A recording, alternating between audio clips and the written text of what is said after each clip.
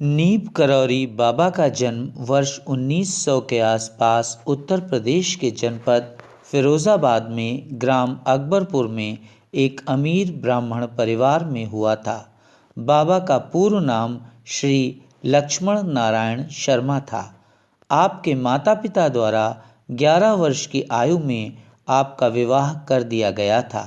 विवाह के बाद बाबा ने एक साधु के रूप में घर त्याग दिया था और इधर उधर भ्रमण करने लगे थे, परंतु बाद में अपने पिता के कहने पर बाबा घर लौट आए थे और उन्होंने गृहस्थ जीवन व्यतीत किया। बाबा के 2 पुत्र और 1 पुत्री रहे। वर्तमान में बाबा के आश्रम भारत में क्रमशः कैंची, वृंदावन, ऋषिकेश, शिमला, फर्रुखाबाद के समीप नीब करौरी ग्राम, भूमियाधार, हनुमानगढ़ी, दिल्ली तथा अमेरिका में न्यू मैक्सिको के ताओस में है। संप्रति आज आपके सम्मुख वृंदावन आश्रम के बारे में वीडियो का प्रस्तुतिकरण किया जा रहा है। आश्रम की स्थापना के पहले से ही बाबा नीब करौरी जी वृंदावन आते थे और हाथी वाले बाबा की कुटी में रुकते थे। उक्त कुटी वर्तमान में गोरे दाऊजी मंदिर के नाम से प्रतिष्ठित है। वृंदावन का वर्तमान आश्रम डॉक्टर हरिकिशन जी द्वारा प्रदत्त भूमि पर निर्मित है। बाबा नीब करौरी जी द्वारा यहाँ पर सर्वप्रथम हनुमान जी की एक छोटी मूर्ति की प्राण प्रतिष्ठा की गई थी।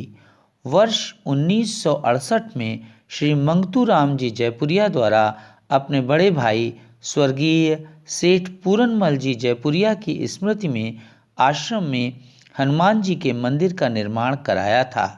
इस मंदिर हेतु जयपुर से हनुमान जी की एक बड़ी प्रतिमा लाई गई थी, किंतु रास्ते में लाते समय वह मूर्ति खंडित हो गई थी।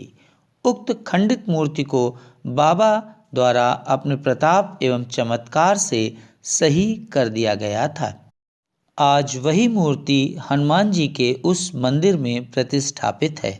मंदिर में सर्वप्रथम प्राण प्रतिष्ठापित हनुमान जी की छोटी मूर्ति भी बड़े हनुमान जी की मूर्ति के साथ ही वहां पर सुशोभित हो रही है।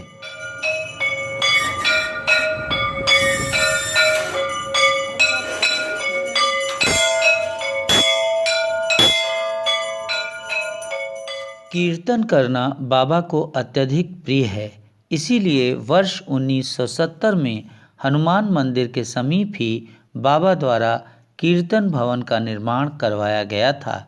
इस कीर्तन भवन में भक्तगणों द्वारा कीर्तन किया जाता है। वर्ष 1973 में आश्रम में ही श्री होंदाराम जी द्वारा अपने माता पिता की पुण्य स्मृति में वृंदावनेश्वरी माता जी की प्राण प्रतिष्ठा करवाई थी।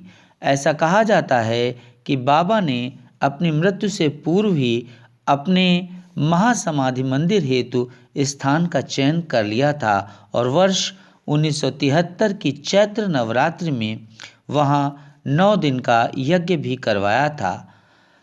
बाबा ने 11 सितंबर 1973 को वृंदावन में अपनी अंतिम सांस ली।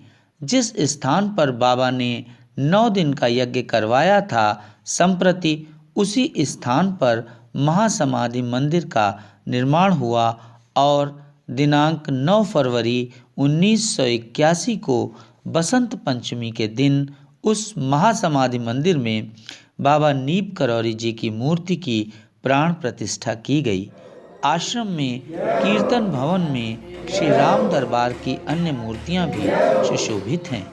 इन मूर्तियों की प्राण प्रतिष्ठा वर्ष 1996 में की गई थी। आश्रम में भिन्न भिन्न समयों पर भगवान शंकर तथा गणेश जी की मूर्तियां भी प्राण प्रतिष्ठित की गईं। सभी आश्रमों की भांति यहाँ पर यज्ञशाला तथा गौ सेवा के लिए गौशाला का निर्माण भी कराया गया है। आश्रम में भक्तों हेतु रुकने की भी व्यवस्था है। प्रत्येक दिन आरती के उपरांत महाप्रसाद बंटता है। आश्रम में उपस्थित भक्तगण पंक्ति में बैठकर भोजन प्रसादी पाते हैं और अपने आप को धन्य करते हैं। बाबा की कई चमत्कारिक कथाएं हैं। इनमें से इस आश्रम की एक प्रमुख चमत्कारिक कथा ये है कि बाबा नीप करौरी जी द्वारा वृंदावन स्थित इस आश्रम के प्रथम पुजारी के पद का प्रभार एक नवयुवक श्री भवानी सिंह जी को सौंपा था। भवानी सिंह को तत्समय पूजा की प्रक्रिया एवं विधान के बारे में कोई जानकारी नहीं थी। एक ब्राह्मण को बाबा ने भवानी सिंह को पूजा सिखाने की जिम्मेदारी दी तथा भवानी सिंह को हनुमान जी की पूजा करने की अनुमति दी। तब से भवानी सिंह आश्रम स्थित हनुमान मंदिर में पूजा करने लगे। एक बार मंगतूराम जयपुरिया वृंदावन आए। जब उन्हें यह पता चला कि मंदिर का पुजारी ब्राह्मण नहीं है एवं उन्हें संस्कृत का भी ज्ञान नहीं है, तो उन्होंने बाबा से इसकी शिकायत की। तब बाबा ने भवानी सिंह के सर पर अपना कंबल रखकर उसे कई बार ठोका और कहा कि भवानी सिंह गीता के 18 अध्याय सुना सकता है। जयपुरिया जी के कहने पर भवानी सिंह ने 11वें एवं 12वें अध्याय को गाकर सुनाया। यह बाबा का ही प्रताप और चमत्कार था कि भवानी सिंह ऐसा कर सके, क्योंकि भवानी सिंह को न तो संस्कृत का ज्ञान था और न ही तत्समय तक उन्होंने गीता पढ़ी थी। कहा जाता है कि उसके बाद जब तक भवानी सिंह वहाँ पुजारी के रूप में रहे, तब तक उन्होंने दोबारा कभी गीता का गायन नहीं किया। संप्रति आज भी बाबा के भक्त वृंदावन स्थित इस आश्रम में आते हैं, यहाँ रुकते हैं, हनुमान जी के, भोलेनाथ के, वृंदावनेश्वरी देवी तथा बाबा के महासमाधि मंदिर के दर्शन करते हैं तथा रात्रि में आरती के उपरांत पंक्ति में बैठकर महाप्रसाद पाते हैं। यहाँ पर जिस स्थान पर या कक्ष में बाबा रहा करते थे, उस कक्ष को संजो कर रखा गया है। वहाँ पर भक्त गणों के ध्यान करने की भी व्यवस्था की गई है। एक कक्ष में बाबा के प्रारंभ के जीवन से लेकर उनके विभिन्न चमत्कार तथा उनके समस्त जीवन का संक्षिप्त लेखा जोखा चित्रों के रूप में गैलरी की तरह सुरक्षित रखा गया है, जो अत्यंत ही दर्शनीय है।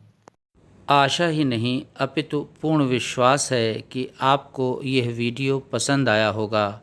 आपसे अनुरोध है कि चैनल को लाइक एवं सब्सक्राइब करें। बहुत बहुत धन्यवाद।